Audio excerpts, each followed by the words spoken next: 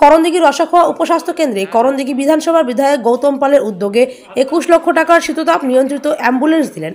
রসাখোয়া স্বাস্থ্য কেন্দ্রের সামনে আনুষ্ঠানিকভাবে অ্যাম্বুলেন্স চাবি তুলে দিলেন।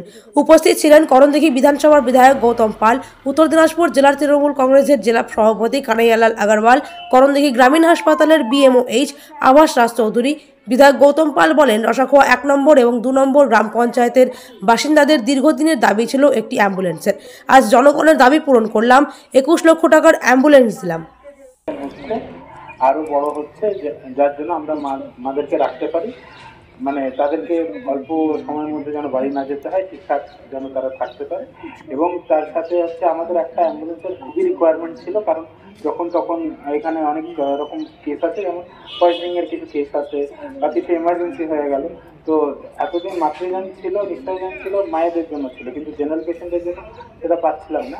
এখন এমএলএ সাহেব এটা সহযোগ করেছেন, যার জন্য আমি খুবই ধন্যবাদ জানাই। কিন্তু আরেকটা বিষয় আছে, এখানে যে পেশেন্টগুলো যে তারা কিন্তু অর্ডার হওয়ার সাথে এখনো খাওয়ার পায় না, সেই জিনিসটা আমরা দেখেছি এবং সেটা তাড়াতাড়ি ধরে নিই, আশা করি শেষ করতে পারবো। এমএলএ সাহেবকে জানাবো। আজকে রসাখোয়া প্রাথমিক স্বাস্থ্য কেন্দ্রে আমার বিধায়ক কোটা টাকা দিয়ে একটি এসি অ্যাম্বুলেন্স, আধুনিক অ্যাম্বুলেন্স আজকে এখানে দেওয়া হলো এবং তার চাবি হ্যান্ডওভার করা হয়েছে। তাতে রসাখোয়াবাসী দীর্ঘদিনের দাবি ছিল যে একটা ভালো অ্যাম্বুলেন্স এখানে প্রয়োজন, কারণ এখানে অনেক পেশেন্ট হয় এবং করণদিঘি হাসপাতাল থেকে অনেকটা দূরে, তার জন্য এই অ্যাম্বুলেন্স দেওয়া হয়েছে। তার সঙ্গে সঙ্গে আরও কিছু কাজ আছে, আমরা পরবর্তীতে দেখছি। অ্যাম্বুলেন্স কত টাকা অ্যাম্বুলেন্স উদ্বোধন করলো? এটা প্রায় 21 লক্ষ টাকার দাম আছে। কত মানুষ সুবিধা পাবে? এখানে এলাকার যত মানুষ আছে তারা সবাই ব্যবহার করতে পারবে, শুধু তেলের দামটাই লাগবে, কোনো ভাড়া লাগবে। এখানে কি রসাখোয়া অঞ্চলের মধ্যেই থাকবে? এটা দুটো অঞ্চলের মধ্যে পঞ্চায়েতের আন্ডারে মেনটেন্যান্স করার জন্য দায়িত্ব দেওয়া হলো, কারণ ড্রাইভার লাগবে, গাড়ির মেনটেন্যান্স লাগবে, সেটা পঞ্চায়েত দেবে। শৌচাগার পাশাপাশি শৌচাগারে উদ্বোধন করতে দেখা গেল, একটা শৌচাগার করা হলো, যাতে এখানে পেশেন্ট যারা আসবে, পেশেন্ট পার্টি, তারা যাতে ইউজ করতে পারে। এবং এখানে একটা হাইমক্স লাইট দেওয়া হয়েছে, একটা পানীয় জলের ব্যবস্থা করা হয়েছে।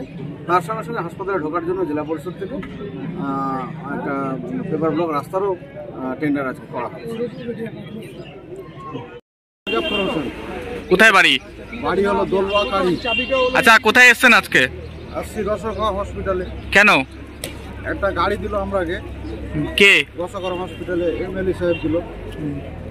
কেন দিলে এটা? আমাদের জন্য দিল, সুবিধা অসুবিধার জন্য দিল, আমাদের সুবিধা হলো।